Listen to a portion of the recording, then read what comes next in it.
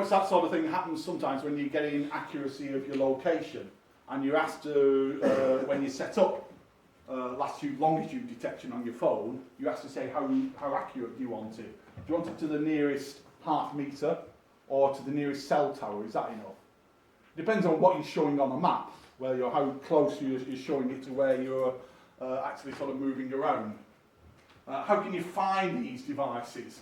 All these sensors dotted around, how do you know where they are? How do you know to be able to contact one particular device to sort of set it up? You may have it sort of set up through your app and know that it's in your house, but how do you contact public sensors? What sort of access? Is it open access to these? How do you query them? How do you tie data together where you've got heterogeneous devices? Devices that are physically very different from different manufacturers. You've got the makey keyboard linked to the fidget one there, perhaps linked to a home system with your sort of Evo home. Could I have it so that when I touch the tomato, it turns a radiator on in the front room? Yes, I could. That'd be fairly straightforward to program, but you're getting totally different devices, possibly talking to each other over different networks for it.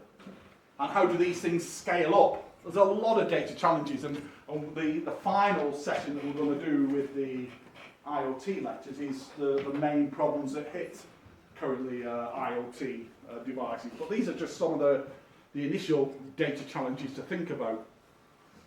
I think a few weeks ago I sort of did something like you had a chain of data coming in. These might be some sort of sensor reading going in, and you look at one there and trying to decide, is that important to it?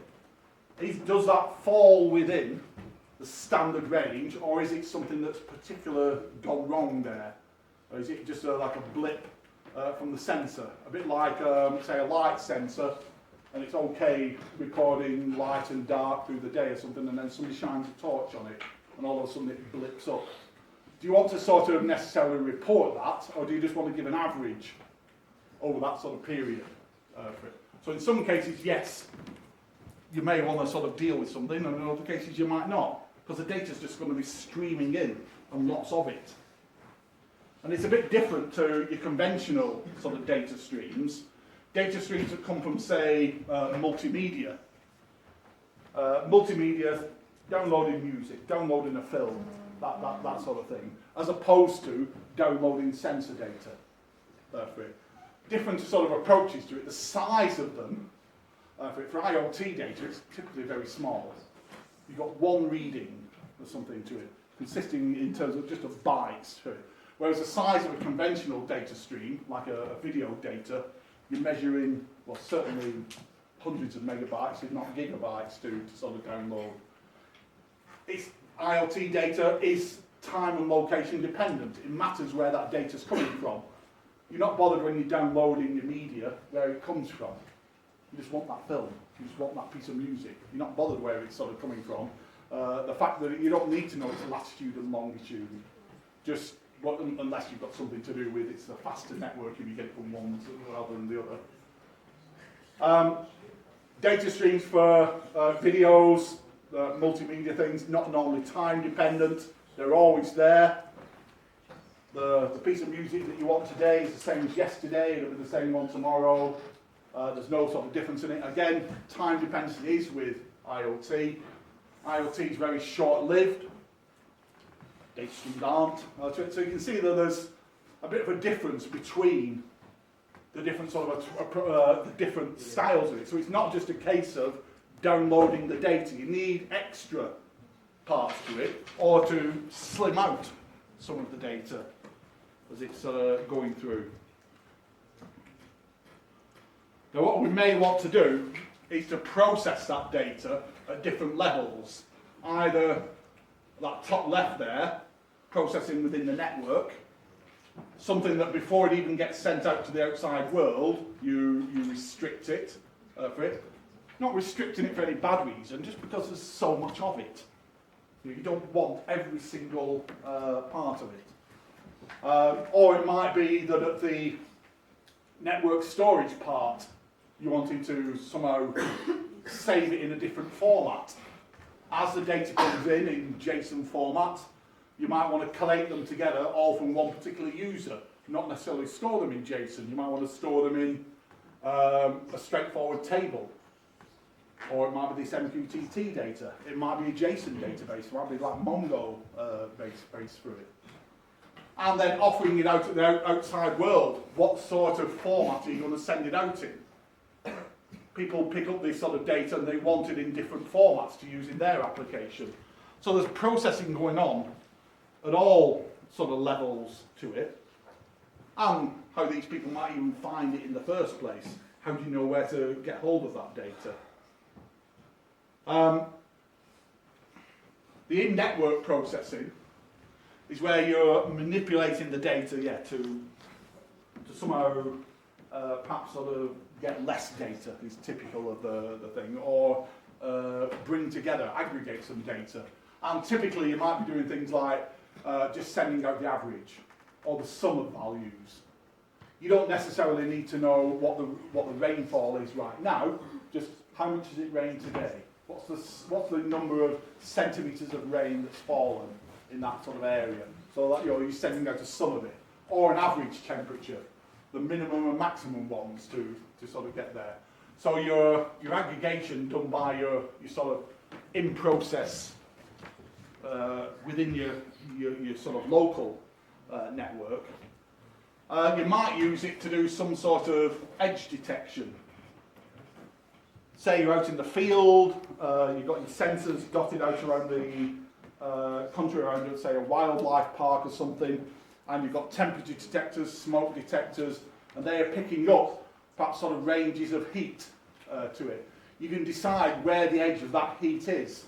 So how fast is a fire spreading by figuring out where the difference is between one node and the next one, where it suddenly drops down to sort of get there. So you get some sort of edge detection on the sort of raw data, and you can compute the edge of, say, a fire, or the edge of a smoke zone, or the edge of a panic zone.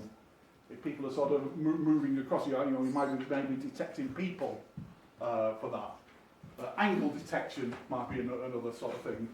And perhaps exploit some sort of time data, that sort of tempo thing, when it's happening for it. Some signals might only vary slowly in time, so they don't need to transmit the data at full rate all the time.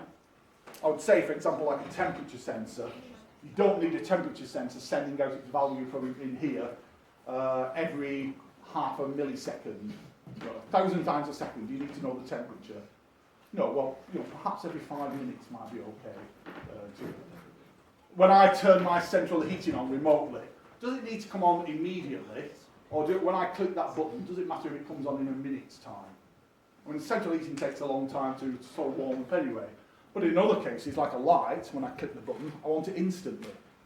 So some things can be dependent on temporal reaction, or even when you're sort of observing them, depending on how soon you want to pick those sorts of things up for it. And just move on a bit for it.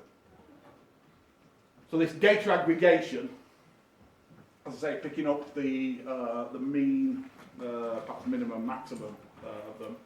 What it might represent is a pattern of behaviour. Now this is where it fits in perhaps with big data. If people are working on one of the data science modules, as you're dumping all this data into a database, you might be wanting to look for patterns in that data. Not just for things like edge detection, but patterns of behaviour over a certain sort of time. Your Nest, the Google Nest thing that monitors your home activity and turns your heating on the light, that monitors activity around the house, and over a period of time can decide who's in the house, well, not which person is, but when it's occupied, when it's not occupied. And if you watch that sort of house over a couple of months, you'll get to know the typical activity of who's in which room when, what temperature do they tend to have it at. So after a bit, you'll be able to spot those patterns and sort of auto-adjust them to say, well, I've learned from your behaviour.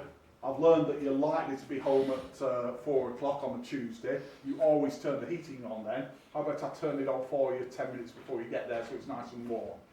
You've not even had to tell it that. It's just sort of learned it through some sort of data aggregation, some analysis of that sort of data going on, whether that's done in your local network or over the server is another sort of a thing to it. So like we've got a series of sensors, just as an example, all these sensors all sending out a sort of collection of values to it. What do you sort of average them out at? Just because one's given a particular sort of high value, you might decide to miss it out and say, okay, well, I'll just treat that as a 1. It's just a bit of an aberration for me. I'll just pick the modal value of the things going through. Just approaching the end here, the other thing to think about is the efficacy. That's a nice word, efficacy. How well does it perform that task? How well does it perform the task of data aggregation? How accurate is it? Is it lossy data coming through? And are you okay with losing data coming through? To give you an analogy, you can have lossy compression of music data. You know MP3s.